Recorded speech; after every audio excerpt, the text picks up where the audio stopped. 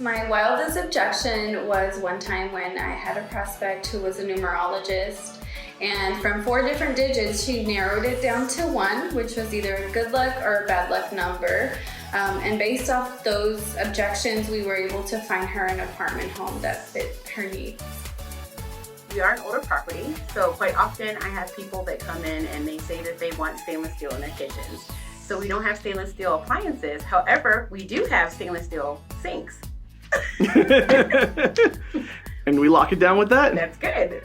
One of the wildest objections I've overcome was I was throwing a prospect who told me that one of his requirements was that his band was to be able to practice. So he told me he played the keyboards, he had a bass player and a guitar player. So I let him know a quiet way to practice would be to get a mixing board. Everybody plugs into the mixing board and everybody wears headphones. That way everybody can hear each other but no noise is being committed. The prospect decided to move in and become a resident and never got any noise complaints. What's the wildest objection you've ever successfully overcome? Construction!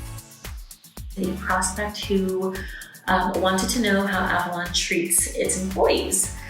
She refused to live somewhere where the associates were not treated well by the company. So to overcome that objection, I told her that I've been with Avalon for over 11 years and that I have been promoted multiple times and that I'm just very happy and do feel that there's a good work-life balance, and kind of went into some of our core values and just talked about how empowering it is to work for a company like Avalon, and that seemed to do the trick. So thank you, Avalon, for treating us so well. You allowed this objection to be very easy to overcome. The most wild objection I've been able to successfully overcome is the direction. I have prospects who come in and want to face south, east, don't want to face west, don't want to face north, and I overcome those objections by pulling out my phone, pulling out the Compass app, and we stand in the unit and we decide if this is going to work for them.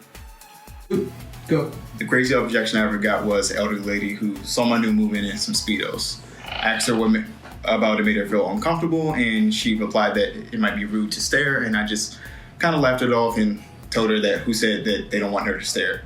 We continued the tour and she ended up leasing the same day. Somebody mentioning that they were not pleased with the number of trees that we had in our community.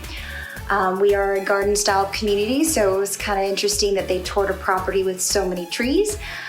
So my way of overcoming that objection was just giving them a fun fact that researchers believe that people who live around trees actually are happier. When you're working with someone that we call sight unseen, they don't have time to tour, they live far away, they're starting a new job, they just need an apartment.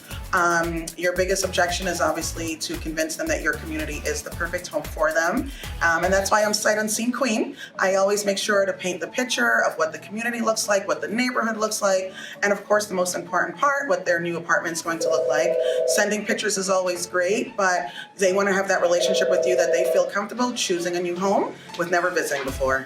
And that's how I do it. I showed a prospect one of our best apartments. It was southern facing, great light, beautiful view of the Freedom Tower. And he turns to me and says, you know, it just feels too big and too open for me, which really took me back. And I asked him, what would make you comfortable? And being from Denmark, he said he likes buildings that feel more closed in. So instead of leasing the apartment with the stellar view, I ended up leasing the apartment with the brick wall. But there is a lid to every pot.